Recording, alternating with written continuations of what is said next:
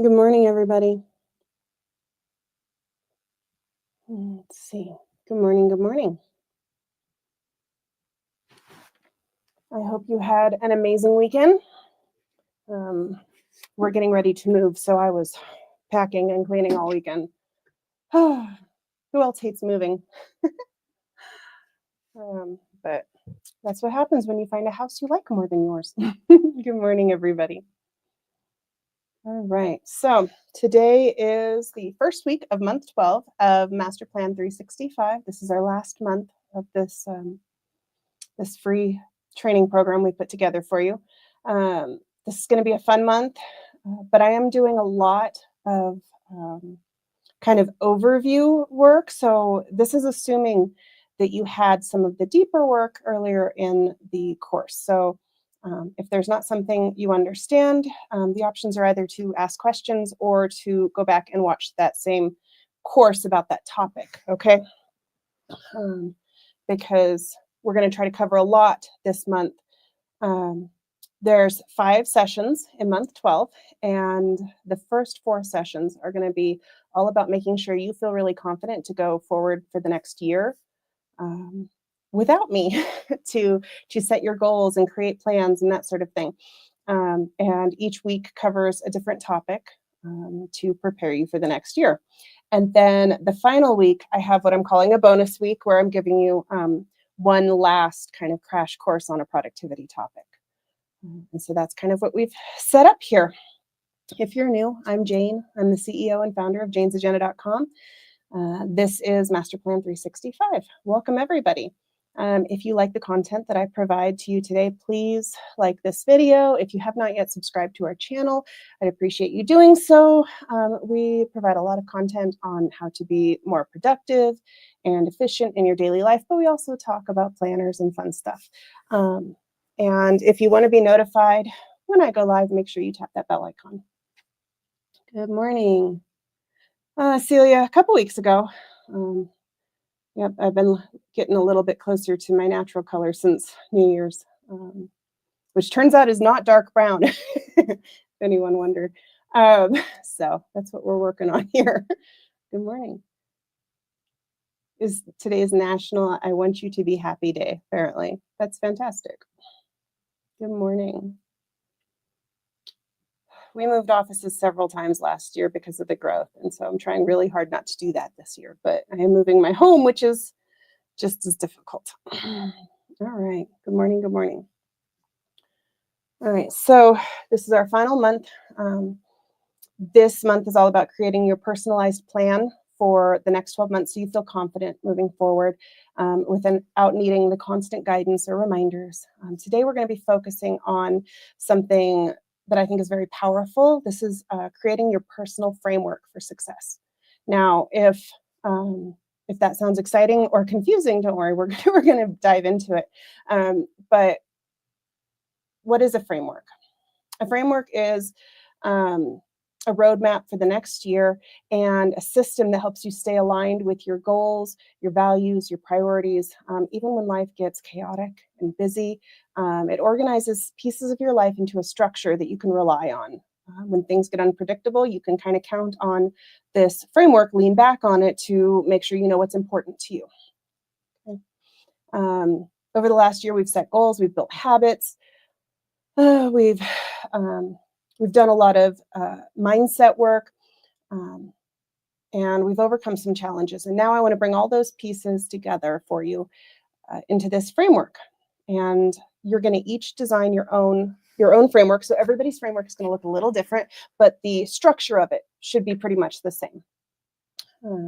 So while we're still waiting for everybody to join us, because it's still a little early in the live stream, why don't you think about one thing that you've learned this year or the biggest impact on your growth?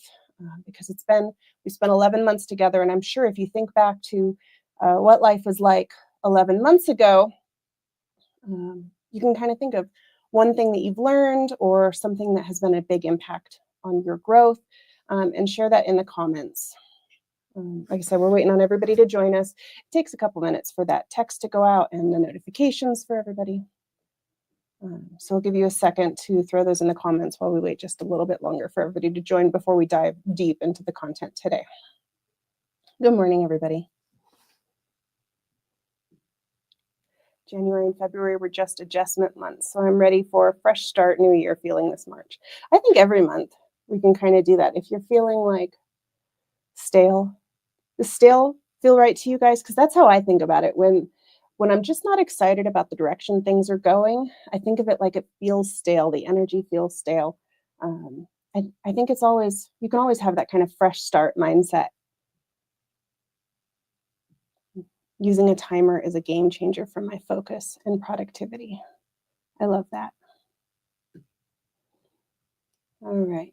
Um, Now, the book of the month is Mindset, The New Psychology of Success. I tried to find it in my bookshelf. I think someone borrowed it. I keep all of the Masterplan books on my bookshelf there, and my team likes learning too. So I think someone borrowed my book, but that's okay. If you want to read along with us, the link to the book is in Masterplan. It's at janesjenner.com/masterplan. You can go to the book list and click the link there. Um, but we do have a new book every month. Backwards planning is helping tremendously. That was a game changer for me. And I didn't start that in the beginning. You think that would have been like day one for somebody who owns a planner company, but I've become a much better planner over the years. I learn every day, and so that's something that I think I started doing at maybe year 3 or 4. We're now year 12. August will be 12 years. And so I still learn. Um, but that was a huge game changer in the way that we run our business. Creating specific brain dump lists has helped me to focus on important tasks, especially those tasks that aren't fun. I have to do a brain dump all the time. My brain gets very full. It's very heavy up here. And whenever I start to feel a little, it feels like anxiety, but in my head, I know it's time to do a brain dump. I've personally learned to plan more effectively in general through the past 11 months. Fantastic. All right, so looks like everybody who usually joins us is about here now, so we can go ahead and dive in. Most people join us on replay, so if you are watching on replay, please tell me in the comments with the hashtag replay. I know that this early morning being productive right away is difficult for people. All right, so the first thing we're going to talk about is your priorities. Priorities are going to act as your compass. They guide your decisions. They help you focus on what matters most. And without clear priorities, you can feel scattered or overwhelmed. And so this is where we're going to start today.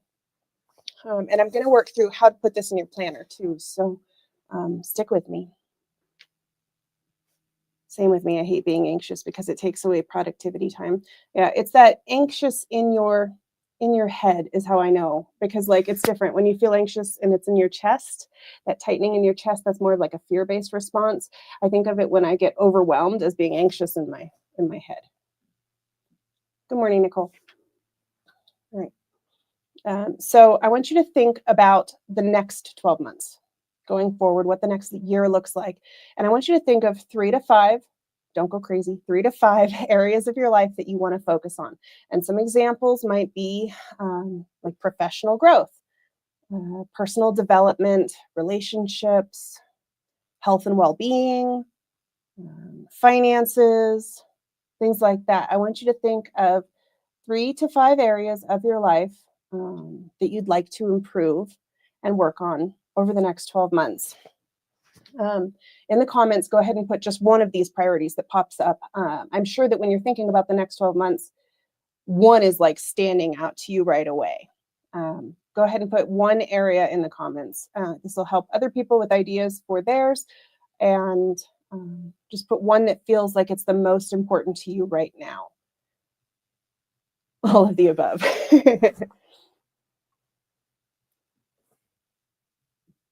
Mental health, self-care.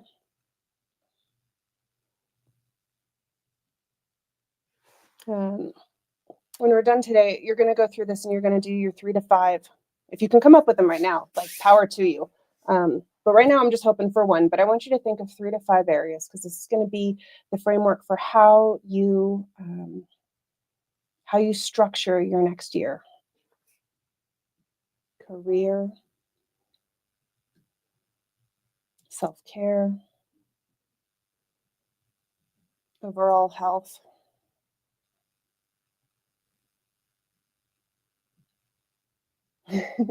Good, you've got them all. Health and wellness, finance, and business development and growth. You are so set, Natasha. Okay, so I want you to start thinking about why these matter to you. This is important because when you get stuck, when you get overwhelmed, you're going to connect your why to the priority, and it's going to help you refocus. So for each priority today, I want you to go through and think about why this matters to you. Why is it important? So an example is if improving your health was one of yours, maybe you might want to feel strong and energized for your kids, or to build confidence to take on new challenges. Um, you know, confidence walking in front of a group of strangers, right? Things like that. Whatever your why is, give yourself as strong a why statement as you can for each priority. The strong reason behind why this matters to you, so that you're more likely to stay committed and push through these challenges. And you're going to have this present throughout the year. And we're going to look at it regularly. I feel like my biggest ones, because I can't choose one, would be mental health and finances and productivity. You can have more than one Celia. The idea is to have 3 to 5. So I just don't want everybody to feel like they have to pick just that you have to have 3 to 5 right off the top of your head. Super important to me over the next year is spending more time with my kids. I want to make sure that I'm more present. So it's been a busy last year, chaos. And so I'm going to try to slow down and spend more time building meaningful memories with my children. This is one of my goals. All right. So once you've identified your priorities and you've given yourself a really good why statement, we're going to build out a framework so that you make sure you know how to keep these front of mind. This is going to be organizing your vision into specific steps that guide your daily actions and the long-term planning. So the first part is vision. We're going to create a vision statement for each priority. This is going to describe what success looks like. So for health, vision might be, I feel strong, healthy, and energized every day. So what does success look like? And I want you to write these in the present tense, like they're already happening. And so when you do this, you're going to write a vision for each one of these priorities. I recommend having a different page for each priority because you're going to fill out a bunch of information, and having them organized that way will probably be easiest in the long run. But for right now, vision is going to be your first step. So what does success look like? And give yourself a present tense statement of what that looks like. And you can give yourself more than one sentence if you want, but it needs to be in the present tense. Describe it like it's already happening. This is important for mindset. If you're big into affirmation and manifestation, it's also helpful for that. But describe it like it's already happening and give yourself what that looks like if you were already successful in this area.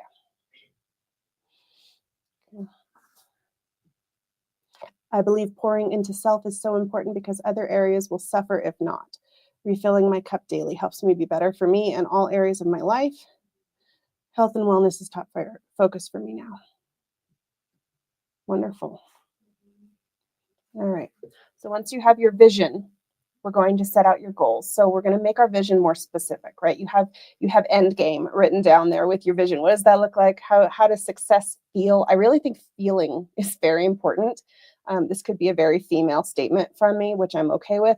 But when I think of one of these long-term priorities, I like to think about how I feel in that state. What does that success in that priority feel like for me? Because let's say being financially healthy is one of your main goals.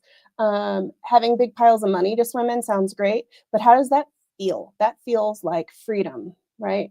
Free from anxiety, free from stress. When you're talking about that, you're not talking about the act of actually having big wads of cash, being financially free. You're talking about taking away the stress of the day-to-day, right? Being able to buy groceries without worrying about being on a budget. What does that feel like? I think of it as exciting, right? So make sure when you write your vision statements, you have that. And now we're going to break each of those visions into goals. What goals do you need to set to make sure that that vision comes true? So if we're talking, there was a lot of stuff around health. So if we're talking about health, you might have exercise 3 times a week for 30 minutes. This might be one of your goals that you're going to have. Let's see, do I have another option, another example for you? Hold on. Let's see, goals. So I had some more listed somewhere. I want you to think about goals that help you pull your vision into the present tense. What do you need to do to make that happen? If we're talking about like financial freedom, that might mean being debt free. That might mean having a large savings account. And I would define what large means for you, right? I'm giving you a vague statement, but whatever is important to you to hit that goal. It might mean having a retirement account or college savings for your kids, having your cars paid off, having an emergency fund. It doesn't have to be huge. What goals will you set to make sure that that vision happens? And we're going to put this all in the same place for that priority so that you can go back and reference it. And you're going to be as specific as you can. Now, you've already done my goal setting. Hopefully, by this point, we have a lot of goal setting discussions.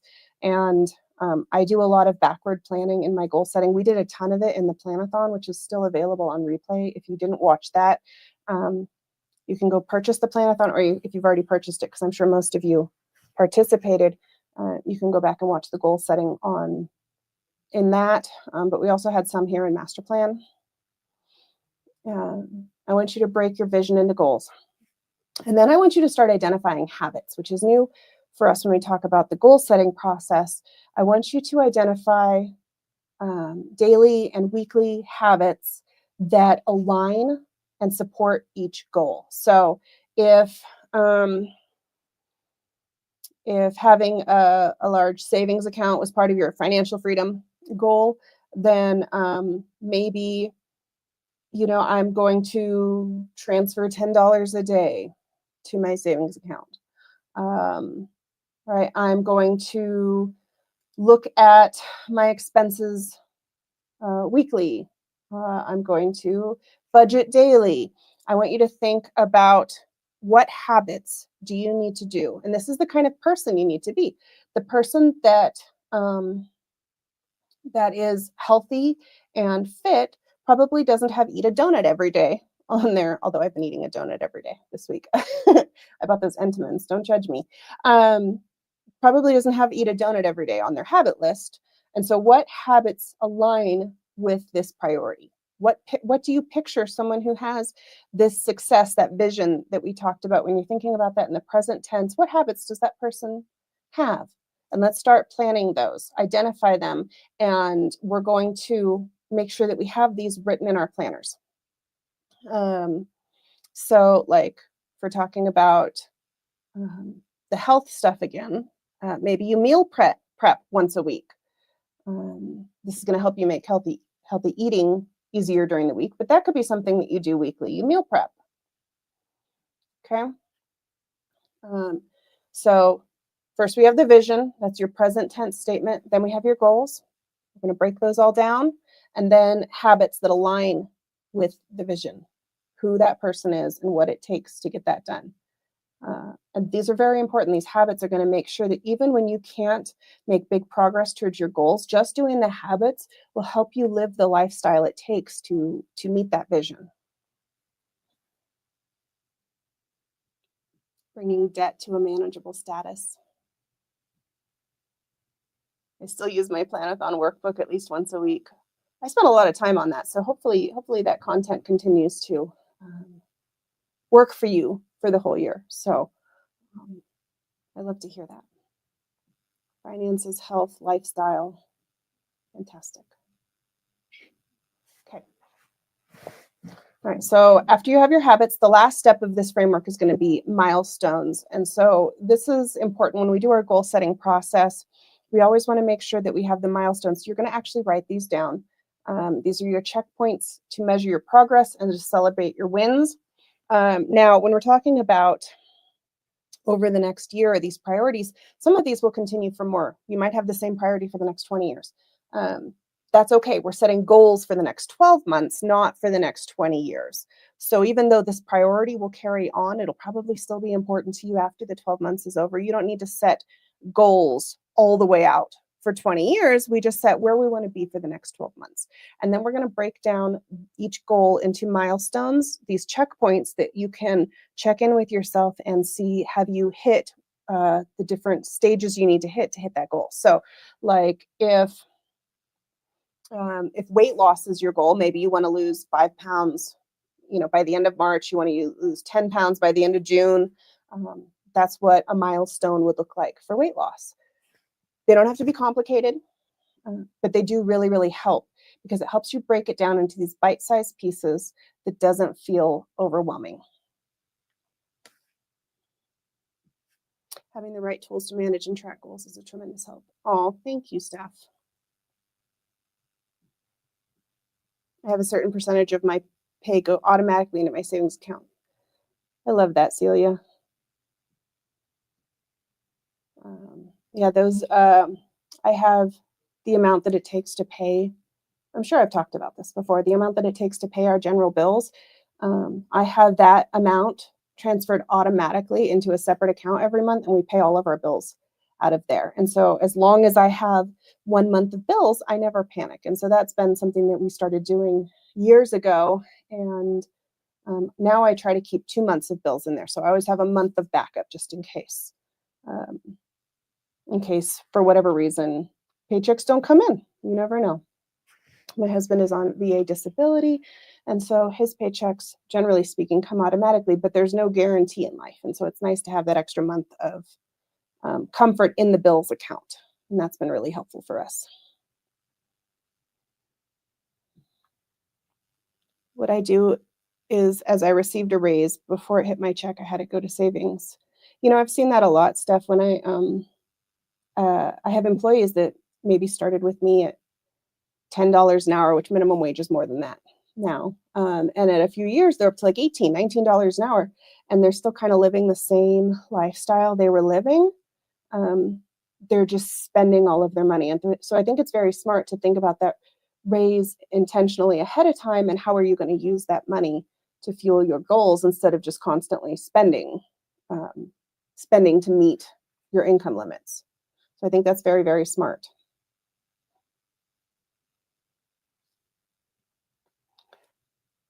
Okay. All right. So let's talk through an example. If your top priority is financial growth, your vision might be, I have financial freedom and feel confident managing my money. Something like that, some sort of present statement about what that looks like for you to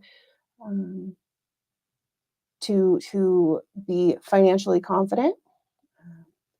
Then, so a smarter goal, right? We talked about SMART in the beginning, and then we added on the ER recently. So smarter goal would be to save $5,000 by the end of the year. Your habits could include weekly budget reviews, tracking expenses. Your monthly goals could include like looking through your debt, making sure that you keep a debt log up to date. Your milestones could be saving $1,000 every 2 months. And you write that number in, whatever that number is that you're going to save. So I want you to take a moment and kind of think about one of your priorities, right? Give yourself that vision statement, the present tense of what that looks like.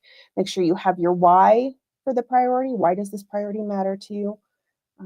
Give yourself at least one goal to hit that priority. Like, what does that look like? What goals do you need to set? Give yourself one goal.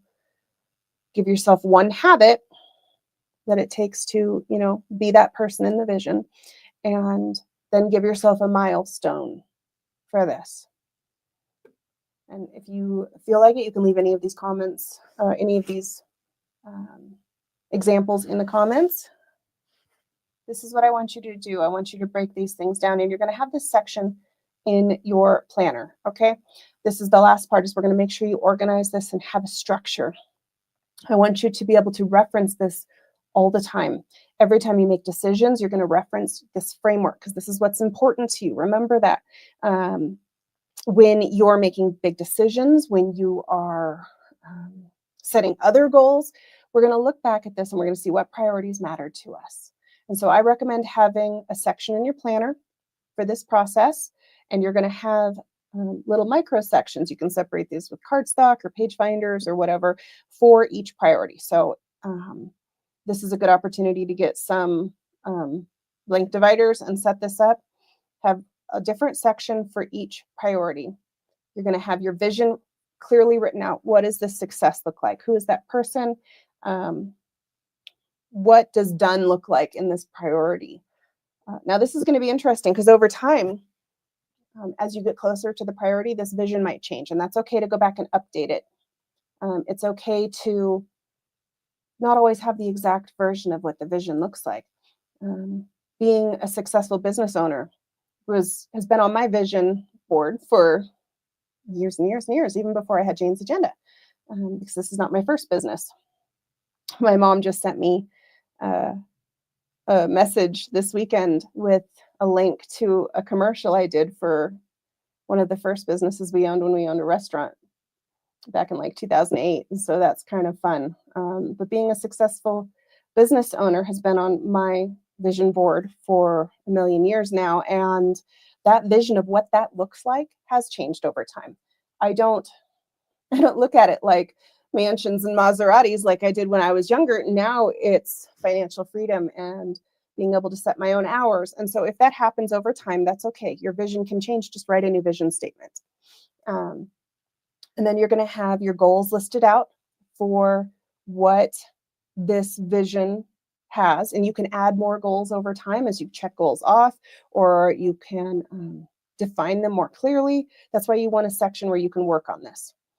And then you're going to list out all the habits that you think that this vision would take. And you don't have to start with all of the habits, right? Just work one habit in at a time. It's really hard to add a ton of habits to your life all at once. So don't try to do that if that feels overwhelming. Just work one new habit at a time till that habit becomes second nature, and then work another habit in. But make a list of all of the habits that you think this person with that successful vision, if that came true for you, what habits would that person have had to have to get there? So, I used to think successful business owner wakes up at 4 a.m., right? Is at work before everybody else. Now I'm going, that doesn't sound successful. That sounds overwhelming, right? So again, your vision can change over time, but think about what habits would that person have?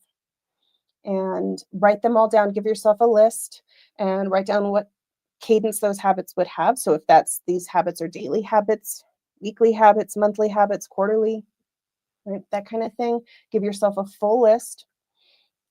And have this section so you can go back and reference it. And then you're going to want some note pages to go with it. I really like being able to journal on my thoughts on these things over time. Aha moments. As you work towards your journey towards this vision, you might learn things about yourself, about this priority that you're working towards. And it's nice to have a spot to write those notes. If, for instance, financial freedom is important to you, maybe you want a place to log your debt and your savings and your expenses and all of these things right there with it. If physical health was important to you, maybe you want a spot to track your physical activity, your hydration level, calorie intake. If it's more medically based, you'd want like medications and blood pressure or whatever that takes to keep track of that priority. We're going to keep it all in that same section. You're just going to start it with the framework pages, and then that section is going to live in your planner. The reason we said 3 to 5 is you don't want to fill up your whole planner with this, and you don't want to try to focus on too many things at once. When you focus on too many things, they all become a little less important. right? Your energy can only go to so many priorities at once. So don't go crazy. If 3 feels overwhelming enough, stop at 3. But I recommend not going more than 5 priorities at any given time because that starts to feel like chaos. And so make a tab and create this framework in the front section. And then every time you start working on this process, so like let's say you have weekly habits, you're going to go write those weekly habits in your planner. You're not going to track the weekly habit probably in this section. You're going to go put that in your weekly habit tracker in your calendar. But having a list of what those habits are is very helpful. And then every time you work on this, say you address your goals monthly, like I do, you're going to go back to that section and you're going to read through your why, you're going to read through your vision, you're going to look at your habits, you're going to update anything you need to update, and you're going to add any notes about progress there. And this is going to be really, really helpful. And I want you to have this area. Now, you could make a separate planner for this. I know a lot of people have a master plan planner that they started at the beginning of this, but I recommend having this stuff with you. The thing that you carry around with you all the time. Have it there where you can read it. You don't need to have 50 pages in a section. It's 5 or 6 pages is fine for each priority, but something that you can reference when you make your day-to-day decisions. I think it's very helpful. I need to make a habit of reading through or saying my vision statements aloud to keep their importance front of mind. So that's a habit, right? So add that habit to your daily habit tracker, your weekly habit tracker, however often you want to say it. Write that down that you want to do it. Say my vision statements. That's how we remember to do things. And eventually it becomes, second nature and you don't need to write the habit down. But until that happens without you having to remind yourself, just write it in your habit tracker. All right. So when we reflect on the last 12 months, right, you can think about 11 months, I guess now. You can think about how far you've grown, how much more productive you are. Sometimes it's just all internal, right? It might not be physical growth. Maybe you're still in the same job, you're still making the same pay, you're still living in the same house, but on the inside, you've grown. Maybe you're kinder, wiser, more clever. They don't always have to be physical changes. And so when we're thinking about these priorities, they don't always have to be physical priorities. It can be internal work that you do. People talked about mental health, self-care, things like that. That's totally okay to do stuff that nobody else sees as happening because these are important to you. All right. So I want you to think about what main priority is important to you and work on that one at least this week. Get through one main priority. And I want you to make sure that you have one action this week towards building this framework out. It's going to be really important that you have this for the next 12 months. We're going to be working through several different topics and throughout this next couple weeks to make sure that you feel really successful. But I want you to have this area set up in your planner. If you don't have dividers, just put an extra sheet of paper or cardstock, put a little sticky note at the end so you can find your spot. It doesn't have to be difficult. Next week, we're talking about self-accountability and tracking your progress. In week 3, we're going to talk about building ambition while maintaining your well-being, which I think is very important, especially for you overachievers. Like I am very prone to burnout. And so this is something I know very, very well. So we're going to talk about that, how to continue to work towards success while maintaining, healthy well-being. And then in week 4, we're going to talk about setting intentions and celebrating your growth and some different ways we can do that. And then in week 5, it's going to be that bonus week where we supercharge your productivity. And I've got a new skill for you to learn. All right. So I would love if you guys want to share some of the progress, some of the priorities you set or goals in that master plan chat in the My Jane's Agenda Facebook group. I think you could all learn from each other. And so by sharing these things, maybe you'll get ideas from each other that help build out this framework. The more robust your framework is and the more detailed you go, the more successful you're going to be at hitting these priorities that matter for you. I totally feel that, Calissa. We're going to work on that this month and get some tools. Burnout is not fun. Okay. Um, Burnout doesn't feel good. But on top of that, burnout doesn't allow us to be the best version of ourselves. Um, I used to think, I used to think that working myself to the bone was the best way to get stuff done.